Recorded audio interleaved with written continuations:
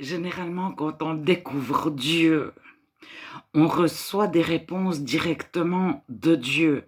On n'a jamais mis un pied dans une église de notre vie, on n'a jamais lu la Bible et ce qu'on apprend, ce qu'on sait, ce qu'on reçoit, on le reçoit en direct de Dieu.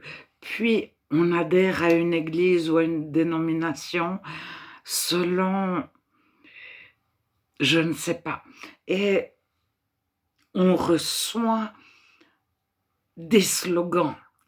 Toutes les dénominations mettent en avant des slogans. Alors, les slogans sont des versets de la Bible ou pas. La Bible est la parole de Dieu. C'est pas écrit dans la Bible. Et ceux qui sortent des églises, ceux qui sont sortis, ont découvert des choses qui ne fonctionnaient pas.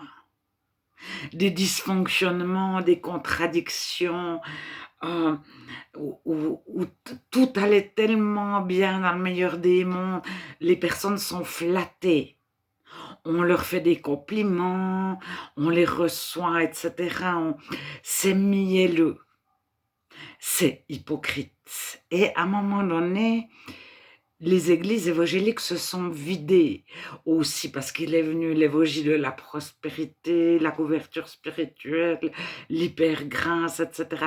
Et il y a toujours un moment où le chrétien se dit ça ne joue pas. Et certaines fois, il ne voit rien et Dieu lui dit tu sors. Et il ne sait pas pourquoi Dieu lui a dit tu sors.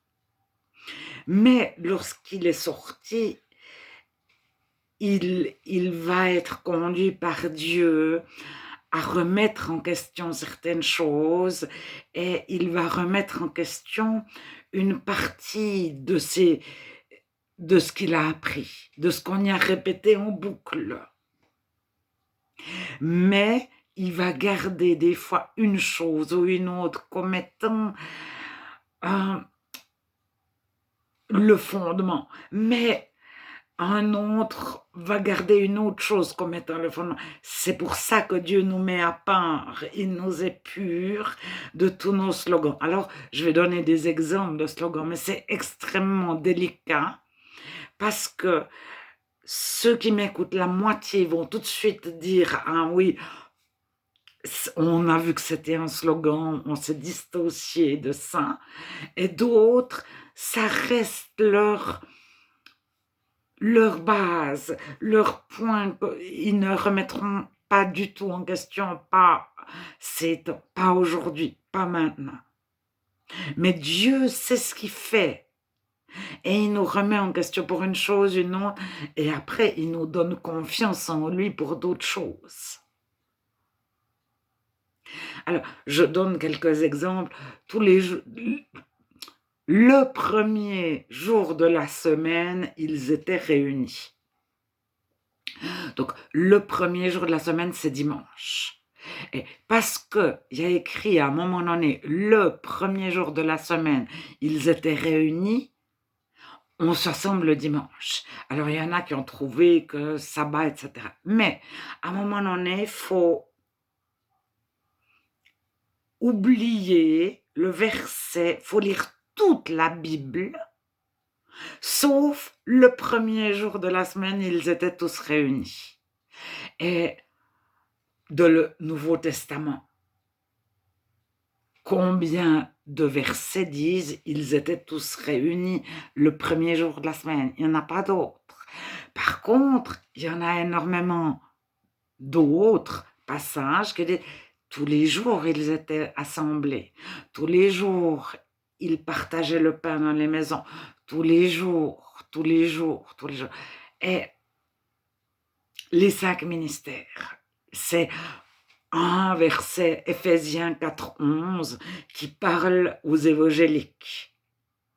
Maintenant, vous lisez tout le reste du Nouveau Testament, parce que les 5 ministères, ce verset a été développé, et on en a fait une base qu'on a construit dessus. Vous oubliez ce verset, et vous lisez tout le Nouveau Testament, sans tenir compte de ce verset. Vous ne le retrouvez pas une deuxième fois. C'est toujours les uns les autres. Il a été donné des dons à chacun.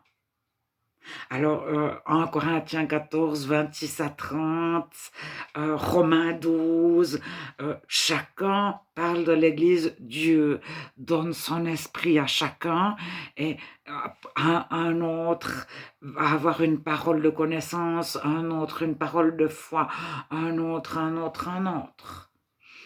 Et c'est toujours, chacun s'exprime dans l'Église, il n'y a pas les 5 ministères, c'est un seul verset. Alors, ça se retrouve, ne pas ajouter rien du tout à ce livre, ni ne retrancher quelque chose à ce livre. C'est le livre de l'Apocalypse. Jean, lorsqu'il écrit ne pas retrancher, ne pas ajouter quelque chose au livre, c'est au livre de l'Apocalypse. Mais ce verset a été appliqué à toute la Bible. Alors, je ne dis pas qu'il faut ajouter des choses à la Bible ou en retrancher. Je dis simplement que ce verset concerne l'Apocalypse et il a été érigé en slogan pour toute la Bible. Alors, j'entends déjà, oui, mais si tu commences de douter de la Bible, de remettre en question la Bible est la parole de Dieu, la Bible est la vérité, la Bible, la Bible, la Bible. Alors, chacun sait par exemple que le baptême de l'eunuque éthiopien, il y a un verset en plus ou en moins. Je crois que c'est Acte 8, 27 ou Acte 8, 37. Alors, le baptême de l'eunuque éthiopien, ça, on le sait tous. Des fois, il dit je crois que Jésus est le Fils de Dieu. Qu'est-ce qui empêche que je sois baptisé? Et ce verset n'est pas d'une moitié des traductions. On le sait tous. Alors, pourquoi il n'y aurait que ce verset?